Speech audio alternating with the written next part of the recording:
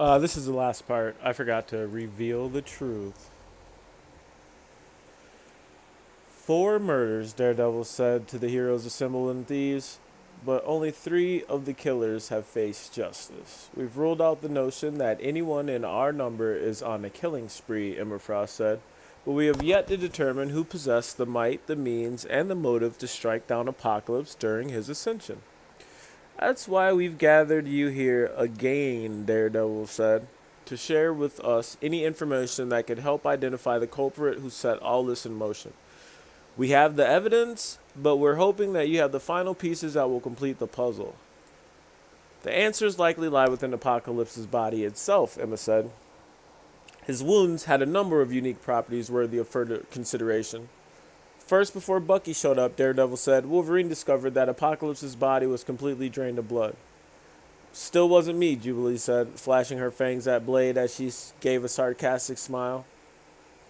We know jubilation, Emma said, but there must be another explanation for his anemic state. Not so long ago, Venom suffered from severe wounds in his duel against Null. Mr. Fantastic said his blood loss was abnormal, as if the weapon he was cut with had somehow siphoned the vital fluids from his body. They always say whatever doesn't kill you makes you stronger, Reed added, but I can tell you that doesn't apply to all black. Don't apply to Venom either, because they nerfed the shit out of his ass this season. But anyways, my bad. The all black Thor question? It cannot be. There must be another explanation. Perhaps, Emma said, and if we move on to our next bit of evidence, we might find out. Next, before being dragged into the illusion, Daredevil said, Psylocke detected undead energy lingering in Apocalypse's wounds. Curious, Loki mused. Hela once told me of a discussion she had with Null before she became the Queen in Black.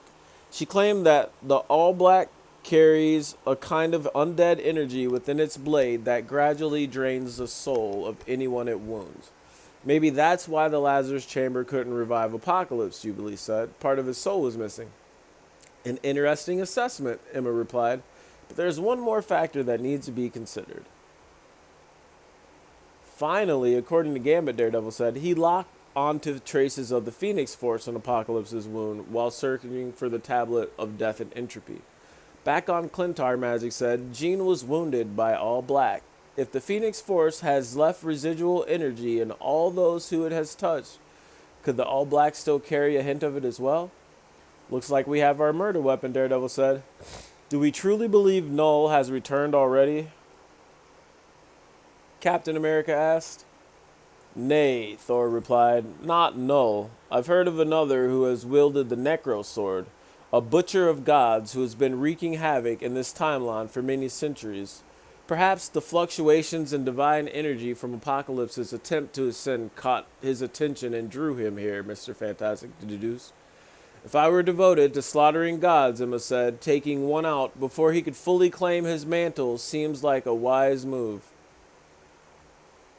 I don't get it, Jubilee said, doubt in her voice. In execution, this savage feels intensely personal. And as far as I know, Apocalypse didn't have any beef with this god butcher. If he's in the process of ascension, then technically he isn't a god to be butchered, right?